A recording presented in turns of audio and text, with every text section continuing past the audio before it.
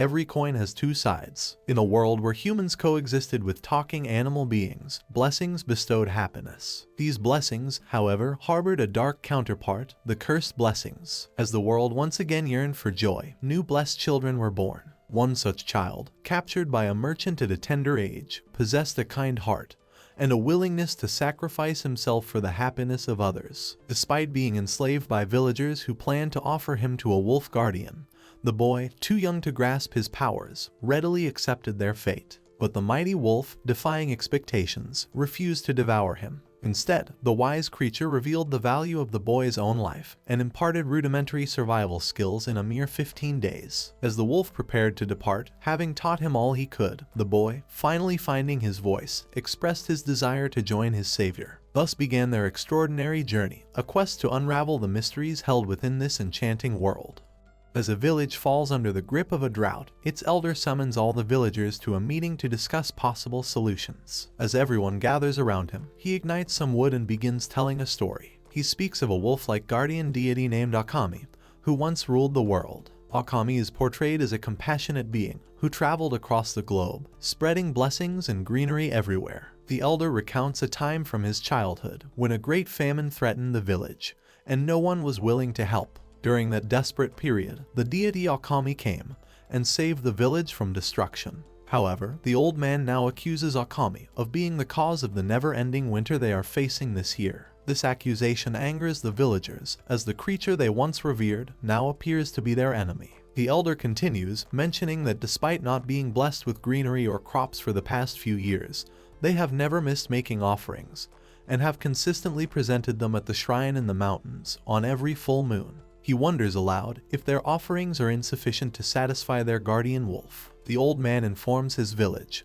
that only a few rumors about their guardian are known to humanity. One rumor describes its appearance, which resembles that of a wolf-like beast. Another rumor states that it has a red-colored body. Lastly, there's a belief that even the slightest change in its mood can greatly affect the land and bring havoc upon it. The villagers inquire about ways to calm down their so-called guardian. The old man proposes that the only remaining option for them is to offer a fresh human sacrifice. He speaks of sacrificing a young innocent boy, possibly an orphan, whom he refers to as useless to them. The villagers, seeing no other choice, do not object to the old man's proposal. The scene shifts to the boy, working diligently at a young age, cutting wood. As the day grows late, some villagers approach him and insist it's time to stop working and return home. Meanwhile, a little girl hurries off to her house and receives praise from his mother. When the orphan boy nears the house, the same lady scolds him for being very slow and informs him that he will not be receiving any food. It appears that the boy is a slave purchased by them.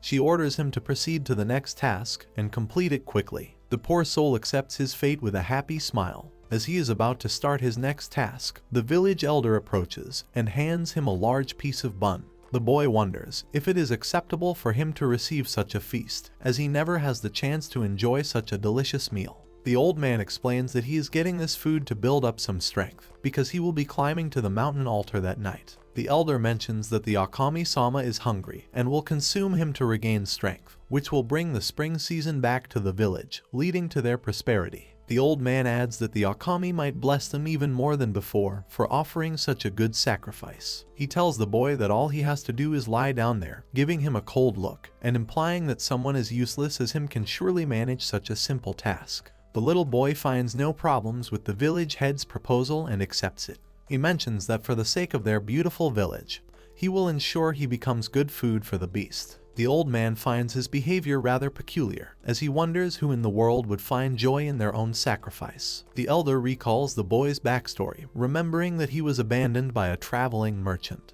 and treated like baggage in exchange for horse feed money. As the villagers take him to the shrine, the little boy appears happy. He thinks that even though he is slow and clumsy, he can finally be of some help to everyone in the village. As they arrive at the shrine, they lay the boy on a slab, where they place their offerings and tie his feet and hands to prevent any escape. As the snow continues to fall, the young boy feels colder than usual, but dismisses it as just his imagination. As they leave the boy to his fate, they urge each other to return to the village quickly, noting that the snowstorm is worsening by the second. The boy realizes that the night is indeed colder than usual, but believes that once he is inside their deity's belly, he will no longer feel the cold. As the villagers consider heading back, they are shocked to see the wolf deity behind them. Akami, who can speak the human language, states that the cold makes him even hungrier. Finding the deity right behind them, the villagers run for their lives. Akami calls them pathetic and cowardly for fleeing at the sight of him. As he approaches the little boy,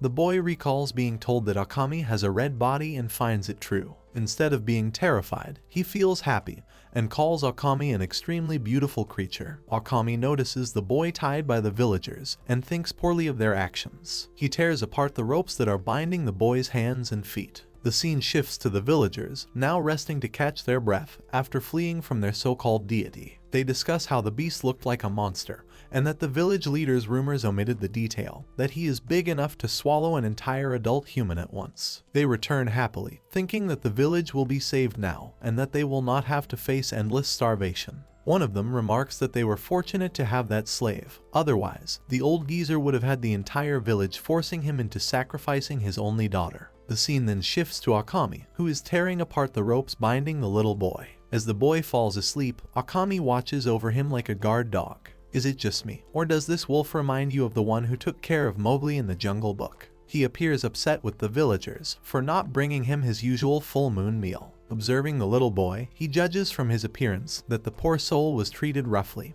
almost like a slave. As the wolf worries about his food, he notices the boy awake from his slumber. Curious about the boy's reaction, he makes a scary face and asks why the boy fainted upon seeing him. The boy becomes petrified and unable to utter a complete word. Akami tells the boy to be thankful for saving his life. Still shocked, the boy questions why Akami hasn't eaten him yet. He behaves like a cute, angry kid and tells Akami that he wants to eat him so he can repay the villagers. Akami calls it nonsense and accuses the boy of lying, asking what debt a slave as small as him could possibly owe. The young boy promises that he is not lying and shares his backstory. He tells Akami that, as he might have already noticed, his skin and hair are different from the other villagers because he is not from this place. He explains that as far as he can remember, he has always been in a merchant's wagon. When no one was willing to buy him, due to his appearance and perceived laziness, the villagers of this village were generous enough to purchase him. The little boy further adds that the elders have provided him with work and food in return, and as a gesture of gratitude, he wishes to be Akami's food, to help the villagers escape from their endless suffering. Our young protagonist, like a modern-day Mowgli, presents himself as an offering on behalf of the wicked villagers. Akami's expression turns fierce, and he tells the boy that he has no interest in eating flavorless meat like him. Before the boy can say another word, Akami declares that the villagers are only worthy of hatred, and advises the boy to stop being kind to them. The boy insists that he is not skinny anymore because he had a proper feast today. Akami, judging by his frail and fragile appearance, accuses the villagers of mistreating the boy and advises him to learn to say no when he does not like something.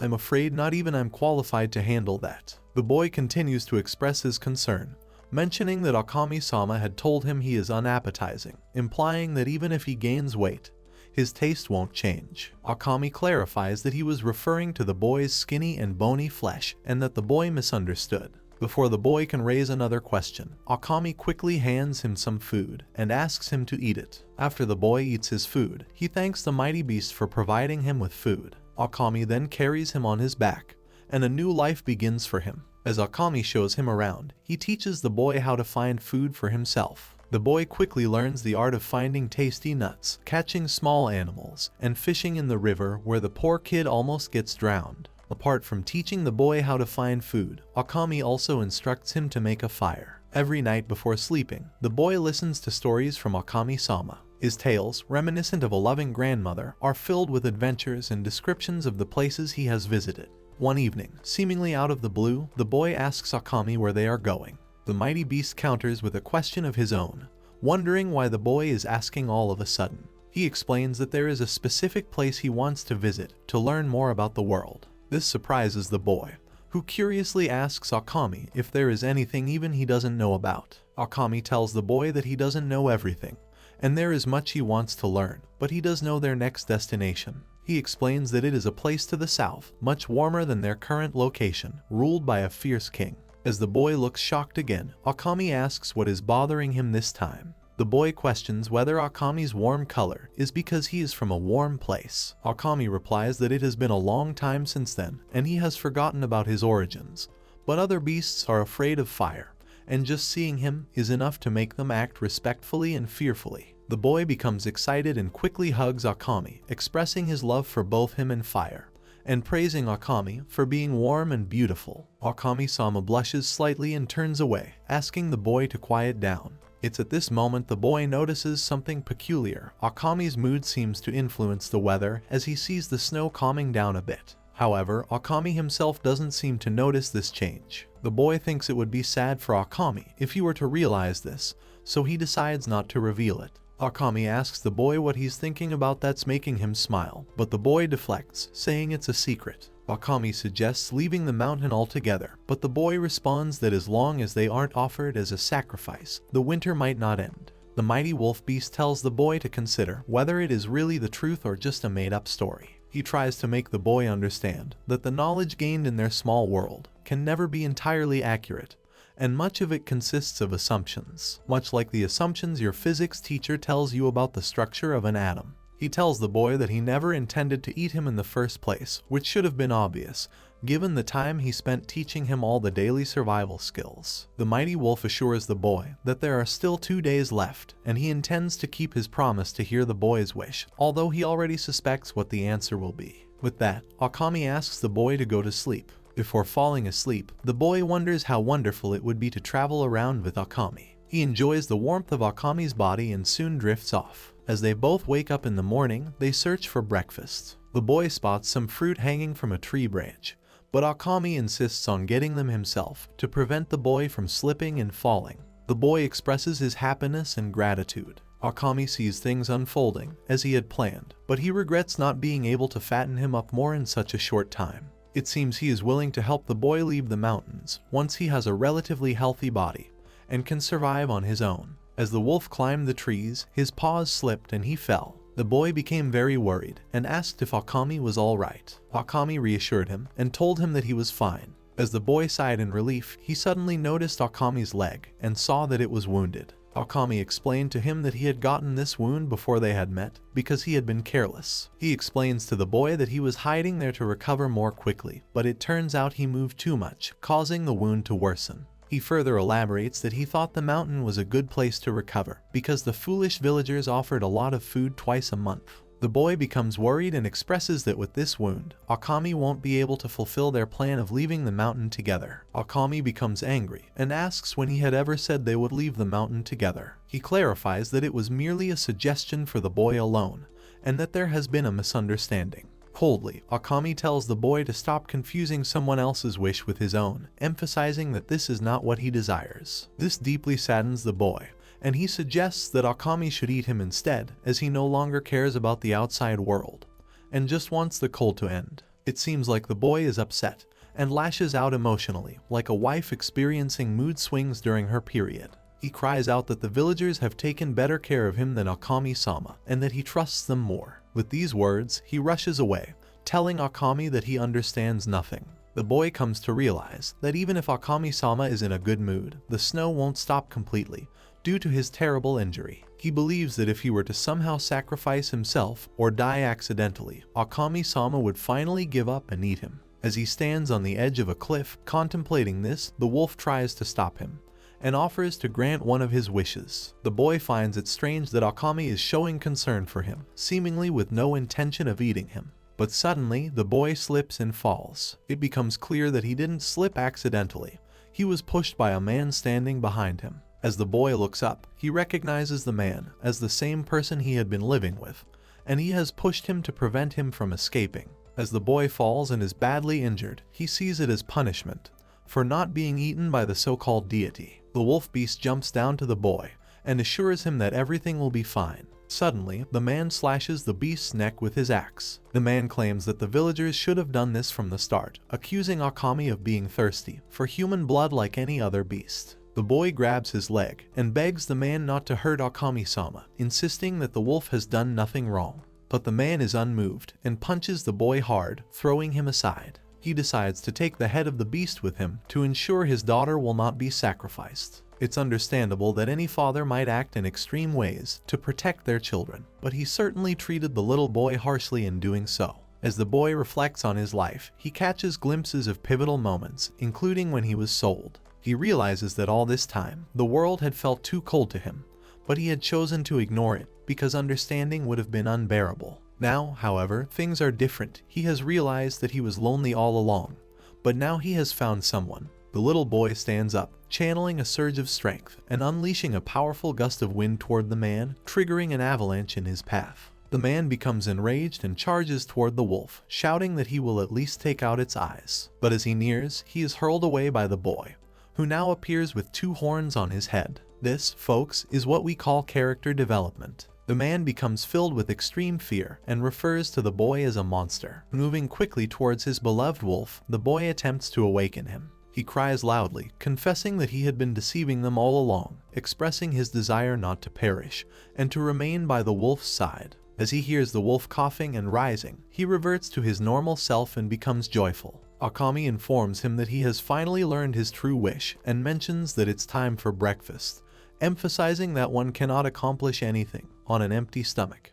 By now, everyone should have realized that the boy is not an orphan, but the last son of a guardian deity. The scene shifts, and the duo has been journeying through the fields for 7 days. One morning, as they walk, Akami-sama spots a village and is tempted by the harvest, but the boy stops him, insisting they cannot steal. The boy notices some beautiful flowers and sits down to admire them. He suggests to Akami that they find something to eat before heading to the village, but Akami appears weary of surviving solely on weeds. As the little boy plucks a white flower and admires it, a girl appears seemingly out of nowhere and labels him as the infamous flower thief of their village. The girl, from Hollyhock Village, is investigating the cause behind the sacred trees wilting and accuses the boy of being responsible. The scene shifts to the village chief, who apologizes to a woman named Emily for making her work on her day off. Emily, a caring and vibrant girl, reassures the chief of her dedication to plants. She takes a lunch break and visits home to have lunch with Emma. Upon entering the house, Emily discovers Emma with the little boy tightly bound.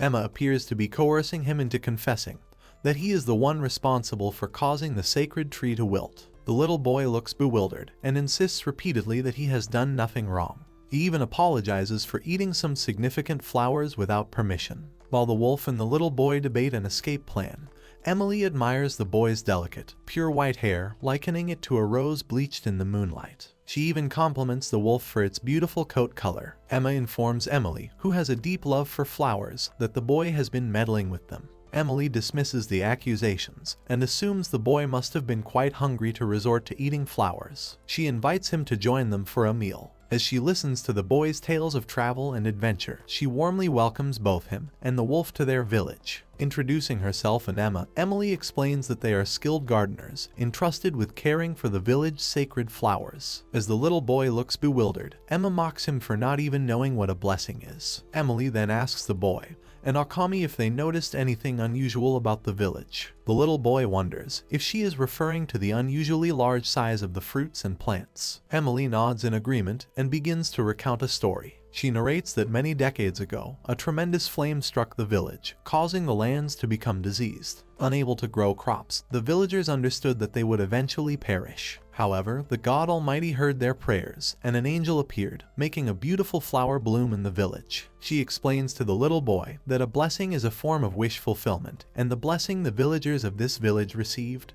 was in the form of a flower. She refers to the blessed flower as Althea Rosa. She recounts that ever since they received the blessing, the land and the crops have remained healthy and have never wilted. Emily mentions that because of all this, their village is filled with smiles. Meanwhile, some villagers passing by express their admiration for Akami's beauty, helping him understand why the villagers are not afraid of him. As Emily departs, Emma ties up the little boy again and instructs him not to run away. She warns him that if he confesses, his punishment will be lighter, mockingly adding that she will cut off his head slightly instead of his stomach. She teases the little boy, suggesting that she will dig a grave for him and asking if she should carve his name on it. Hearing the word name, the boy appears puzzled and asks what it is. Emma explains that a name is given by one's family, just as Emily gave her her name. The little boy smiles and then asks what a family is. Emma, irritated, leaves him tied to a tree. As she departs, Akami tells the little boy that he intended to show him what blessings were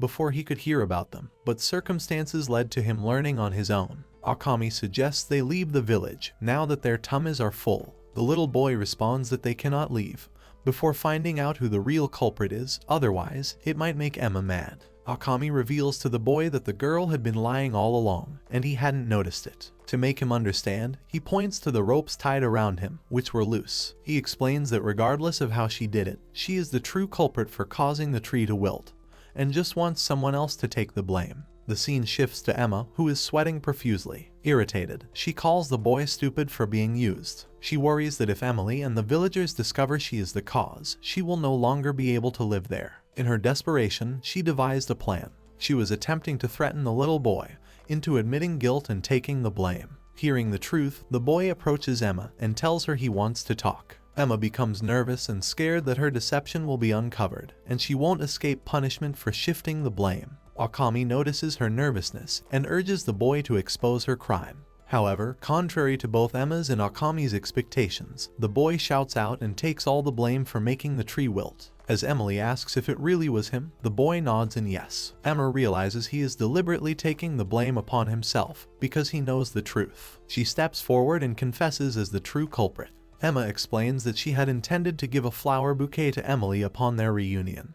But this morning, when she touched the tree, its flowers began to wilt. Hey, when did plucking flowers start to make a tree wilt? As she confesses the truth, memories of her past as an abandoned orphan flicker before Emma's eyes, and she begins to weep. Through tears, she admits that she felt like a foolish orphan, and was afraid of being abandoned again, fearing that Emily would hate her for it. Weeping like a child, Emma's emotional outburst prompts Emily to sit down beside her, assuming a comforting mother-like posture. Emily reassures Emma that her hard work brings genuine happiness, and emphasizes that there was never a culprit to begin with. So much for the hype. Emily explains that while the sacred tree appears magnificent, due to being revered by the villagers, it is actually just a normal, regular plant. It is true that it has been treated as a good luck charm for ages, but being a living thing, it too can fall ill. She goes on to say that she has been investigating for a couple of days, but couldn't determine the real cause, leading her to conclude that the tree is simply dying of old age. The news leaves everyone petrified, and Emma apologizes again for causing Emily to worry over nothing all this time.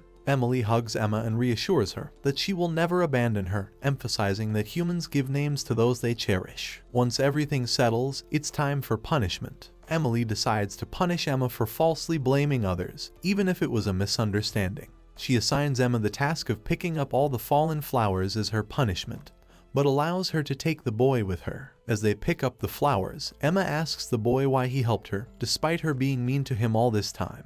The boy smiles and explains that it seems to him that Emma-chan is in trouble, so he wants to help her. Emma scolds him for answering so quickly, but then blushes and thanks him. While picking up the fallen flowers, Emma describes them as symbols of beauty and purity, which confuses the little boy. He learns from her that these are words used to describe a beautiful flower. Curious, he asks about the name of this particular flower, and Emma teases him for being naive and not knowing. Akami wonders if the boy's naive nature will ever change. Emma asks the boy if he is hungry, and remarks that she got lucky since he turned out not to be a bad guy, but she also tells him that he is indeed a fool. As she leaves, Akami tells the boy that from now on, his name will be Tsubaki, as it seems fitting for him, and it's inconvenient for him to remain nameless. Akami explains that he heard this name from Emma, and it's the name of the sacred tree. Overjoyed, tears fill the boy's eyes as he jumps and hugs Akami gratefully for blessing him with a name. Just as Tsubaki becomes happy, suddenly the wilting flowers of the sacred tree begin to bloom again. Emma asks Emily what is happening, and even she seems clueless. Tsubaki sits on Akami's back, reaching out to touch the blossoming flowers on the tree, and wonders if these two are the village's blessed flowers. He tells Akami that he's eager to learn more about what blessings are, unaware of the terrifying truth that awaits him. As they depart from the village, they encounter a trespassing merchant, who offers Tsubaki a ride. During their journey, they pass through a forest, and Tsubaki expresses excitement, because once they cross it, they will reach St. Rose, the royal capital of the southern country. As Tsubaki expresses his eagerness to visit St. Rose, he notices Akami looking slightly worried. When he asks Akami about it, Akami explains that he senses something is not right, feeling as though they are being watched by an unpleasant presence. The merchant speculates that it could be bandits. "Doesn't this bug you? Why do humans here not find talking wolves strange?" The merchant explains that there are many rumors about thugs who attack travelers and steal their belongings in this forest, but he promises to keep the little boy safe. Tsubaki expresses gratitude, telling Akami how lucky they are to have found such a nice person.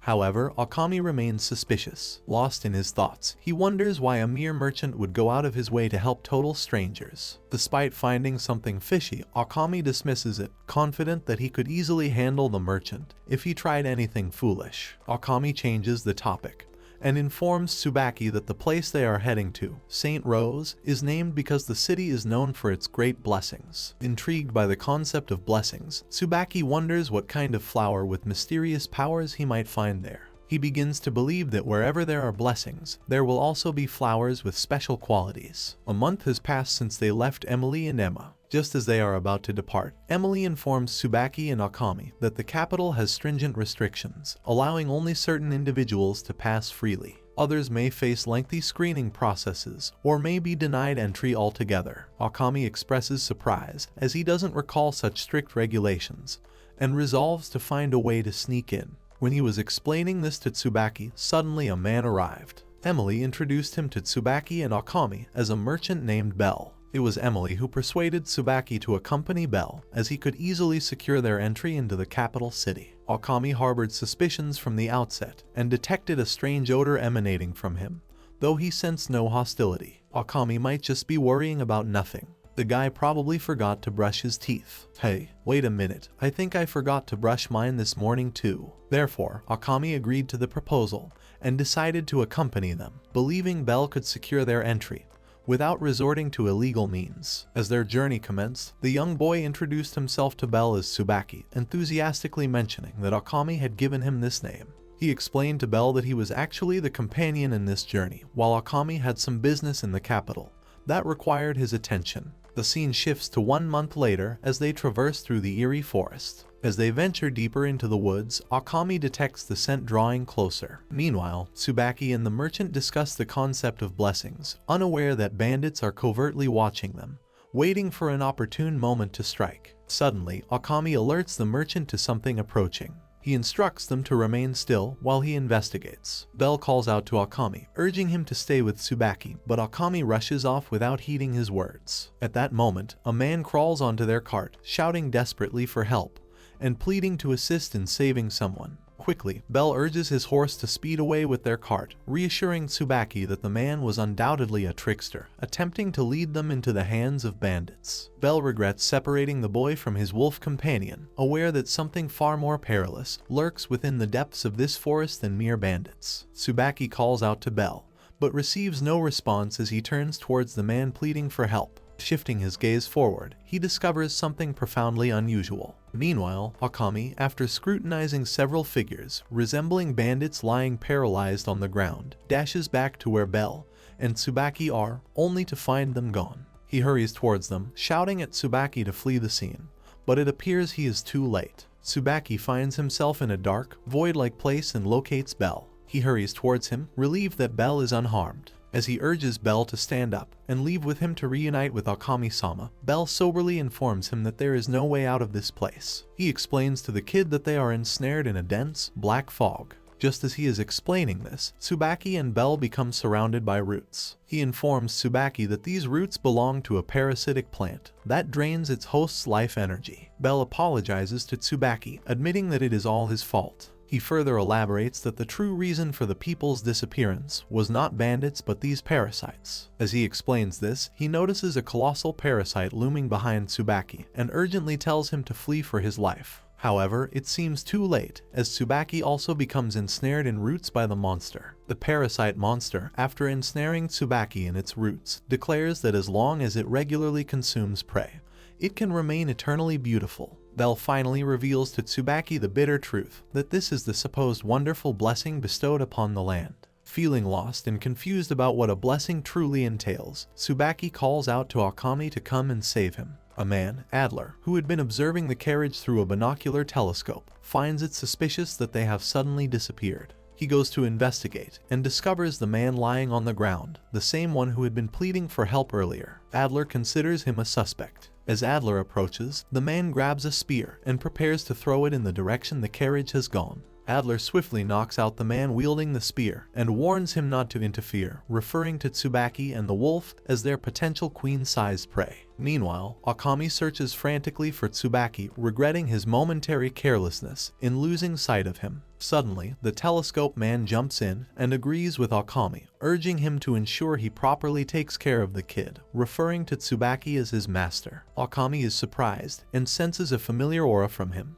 Adler smiles and remarks that it seems Akami is somehow unable to enter the black fog. With that, he enters the fog, leaving Akami behind. The scene shifts to Tsubaki, who is being absorbed into the parasite monster. As it drains his life energy, the monster informs him that it transforms everyone into mist, integrating them into itself. It expresses gratitude to all the humans for coming, which has sustained its life force. Sensing another presence in the fog, the parasite monster considers it a stroke of luck. Hearing someone has arrived, Tsubaki calls out for Akami. The parasite monster ponders if Akami is his pet, expressing disdain for beasts and stating a preference for humans, whom it finds disgusting and terrifying, and promptly dispatches them. The parasite monster informs the kid that his eyes are uniquely beautiful, so it intends to drain him completely until he is dry. As it begins draining Tsubaki, Adler suddenly appears and hurls the parasite beast away, rescuing the kid. He checks Tsubaki's condition and notices he is very cold.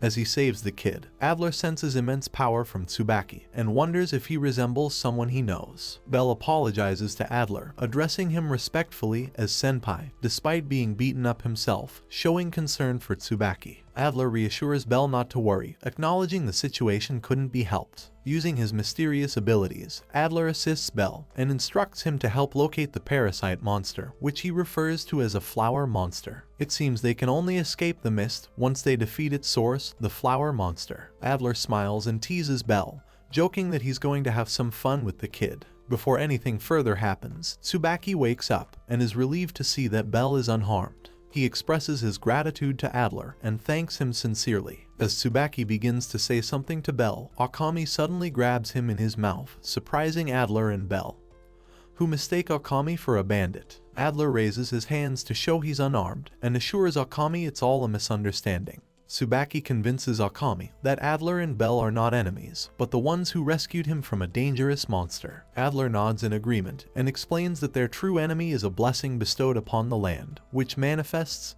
as a curse. This confuses Akami and Tsubaki, questioning how a blessing could be cursed. Adler proceeds to elaborate with a tale from long ago, when humans once received blessings in the form of flowers. He explains that these blessings brought happiness and salvation and cured diseases for many. However, there were some individuals who received blessings that were cursed. He explains that the cursed blessing they are now up against is one of those infamous flowers known as the vengeful flower, which harbors seeds of calamity that harm people. Tsubaki initially denies accepting this reality, prompting Adler to urge him to calm down, assuring him that they will discuss their next steps if they are fortunate enough to break the curse of this vengeful flower and escape from this place. After learning that the curse could potentially be broken, Tsubaki becomes excited about saving the people. However, Akami accuses Adler of leading them into a trap, insisting that curses cannot be eradicated by anyone. As Akami lunges to attack Adler, he is effortlessly pushed down with a single motion of Adler's hand.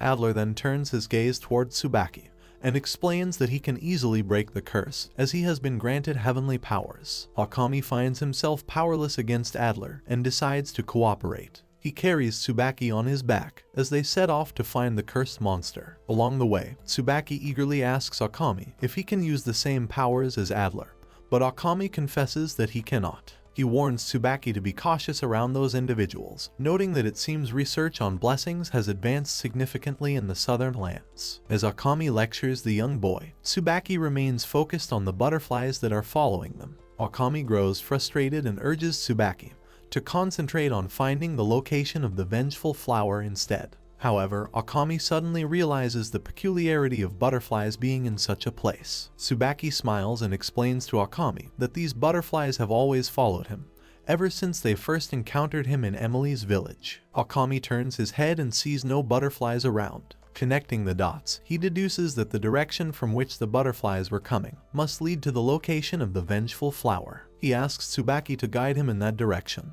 Tsubaki becomes excited and expresses his determination to save everyone, including the flower crown girl, whom he refers to as the parasite monster. Confused, Akami asks Tsubaki who this flower crown is that he's talking about. As Tsubaki talks to Akami about the lonely nature of the flower crown girl, Akami discovers the vengeful flowers. The scene shifts to Adler, who understands that the vengeful flower cannot be plucked by just anyone, but he is confident that Akami and Tsubaki will find a solution. As Tsubaki spots the vengeful flowers, he suggests to Akami-sama that the best way to destroy them would be for Akami to consume them. He earnestly asks Akami to eat the flowers. Without hesitation, Akami obeys and swiftly rushes towards the vengeful flowers. As the scene shifts, the backstory of the master of the vengeful flowers, the parasite monster, is revealed. She was once a beautiful and beloved lady named Bianca, belonging to a wealthy and noble family. One day, a young man appeared unexpectedly. He was visibly blushing and nervously presented her with a crown he had meticulously crafted from wildflowers. Throughout the room, voices rose in astonishment as a simple country boy openly proposed to a nobleman's daughter for the first time ever. As he presented the exquisite crown to Lady Bianca,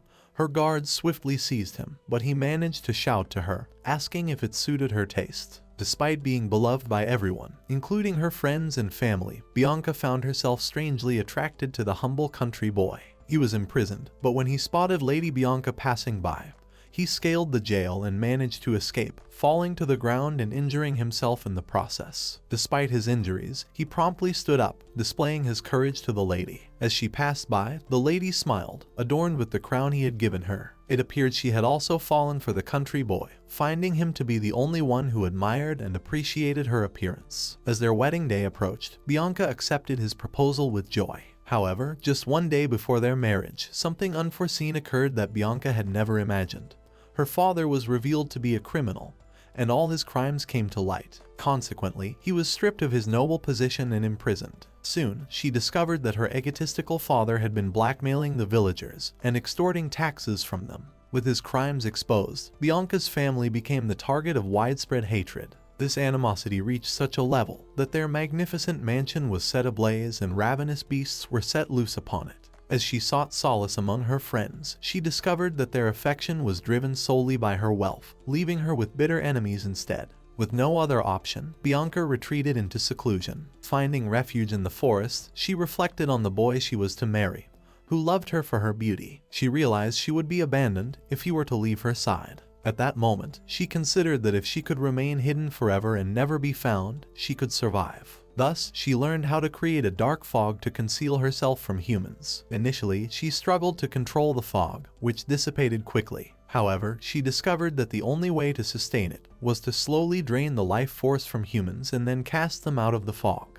The scene shifts to the future where Akami prepares to consume the vengeful flowers, but is abruptly repelled by the parasite monster, revealed to be the ghost of Lady Bianca. Akami explains that he cannot eat the flowers with the monster guarding them. Then, in a sudden moment of realization, he understood the significance of what he was about to do. He shouts at Tsubaki, admonishing her for suggesting he eat the flowers, and admits he was so caught up in the moment that he nearly consumed them by mistake. He emphasizes to Tsubaki that these aren't just ordinary slime flowers, but a cursed substance that he almost ingested. Confidently, Tsubaki reassures Akami that if he is the one to consume the flowers, everything will be fine. Reflecting on the past, she recalls how Akami saved her, healed her wounds, and brought warmth to her heart. She tells him that he is extraordinary and capable of saving everyone, including the crown girl. Akami wonders if the boy doesn't remember anything, realizing that once they escape the dark fog, he will confront memories and learn about terrifying curses he never knew existed. Facing those unwanted truths is always frightening, but staying hidden forever in a place like this is undoubtedly much scarier. As Akami drifts into his thoughts, he becomes ensnared in the parasitic roots of the monster. Voices from within the creature express a desire for freedom. Tsubaki rushes to Akami's side, urgently attempting to free him from the entangled roots. He empathizes with the feeling of loneliness and the absence of warmth, determined to prevent anyone from suffering harm. At that moment, a crest manifests on his forehead, and his horns regrow. With ease, he disintegrates the roots ensnaring Akami and neutralizes the parasitic monster. Despite his fear of the curse possibly affecting him, Akami wastes no time and hastily consumes the flowers. As Akami consumes the cursed flowers, the mists begin to dissipate. Belle and Adler look pleased, and Adler is astonished because he never expected Akami to eat the cursed flowers, which were believed to be unpickable by any human. As the mist clears, the ghost of a man, likely Bianca's lover, approaches her. He appears as an elderly man, radiating happiness as he questions why she left him alone. He compliments Bianca on how beautiful the flower crown looks on her. Tears of joy fill Bianca's eyes as she transforms back into a human, then she vanishes into thin air. Tsubaki grasps the truth about the vengeful flowers. They grant people's wishes, but in a twisted manner. Adler approaches Tsubaki and expresses gratitude for saving everyone. Tsubaki, ever generous, deflects all credit to Akami. Out of the blue, Adler asks Tsubaki if he hasn't learned anything from the all-knowing in Usama, leaving Tsubaki puzzled. He then formally introduces himself as Adler, also known as the Great Eagle. Adler explains that he's here on his master's orders to bring Tsubaki along, revealing himself as a follower of the Great Queen. He continues by recounting a tale about a nameless deity of the land. Long ago, this deity traveled far and wide, meeting people from all walks of life and listening to their wishes. Endowed with great power, the deity had the ability to grant happiness to those they encountered. Alongside sharing blessed flowers, the deity also began distributing cursed flowers among the people. The people who received blessings from the curses wished for a new deity to rescue them from their plight. Their wishes were granted, and new deities were sent to the land. These deities forged contracts with beasts, making them their loyal companions. Adler clarifies to Tsubaki that both the queen and Tsubaki himself are among those who gained the power to eradicate the curses propagated by the other deities. He explains that such individuals are known as the Blessed Children, born to rescue people and the world from curses and chaos.